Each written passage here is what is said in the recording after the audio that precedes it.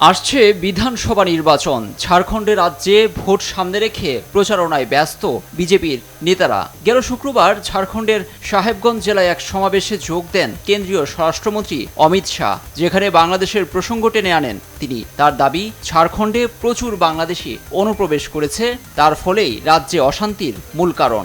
ঝাড়খণ্ডে বিজেপি সরকার গঠন করতে পারলে বাংলাদেশিদের উল্টো করে ঝুলিয়ে সোজা করার হুমকি দিয়েছেন বিজেপির এই কট্টর নেতা।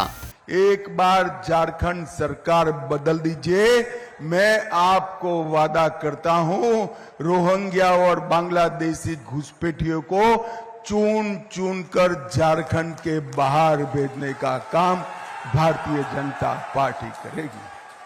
ये हमारी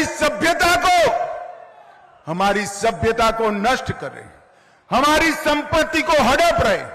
জেলার সাঁওতাল পরগনায় আয়োজিত সমাবেশে ঝাড়খণ্ড মুক্তি মোর্চার হেমন্ত সোরেনের নেতৃত্বাধীন জোট সরকারকে ভারতের সবচেয়ে দুর্নীতিগ্রস্ত সরকার হিসেবে বর্ণনা করেছেন অমিত শাহ। তার অভিযোগ, অবৈধদের প্রবেশে সুযোগ করে দিচ্ছেন তিনি এবং আশ্রয়ও দিচ্ছেন। हमारे झारखंड में जिस प्रकार से घुसपैठ हो रही, अगर इसी प्रकार से चला तो 25-30 साल में एक घुसपैठिए यहां बहुमत में आ जाएंगे।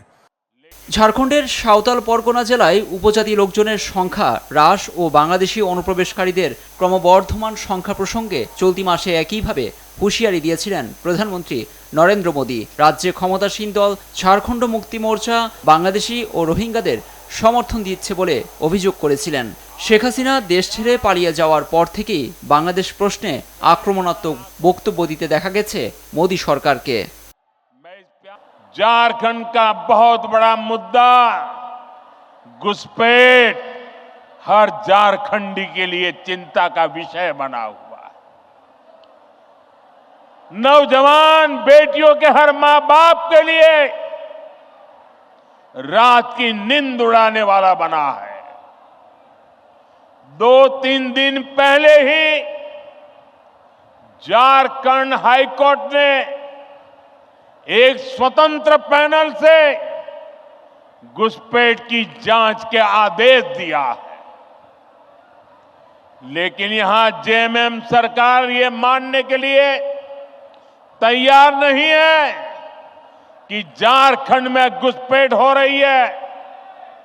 भाइयों और बहनों, आज संथाल परगना और कोल्हान में बांग्लादेशी और रोहिंग्या घुसपैठ बहुत बड़ा खतरा है।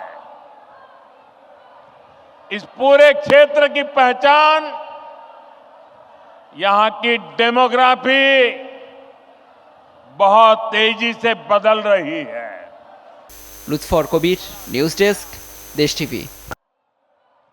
इस पूरे क्षेत्र की पहचान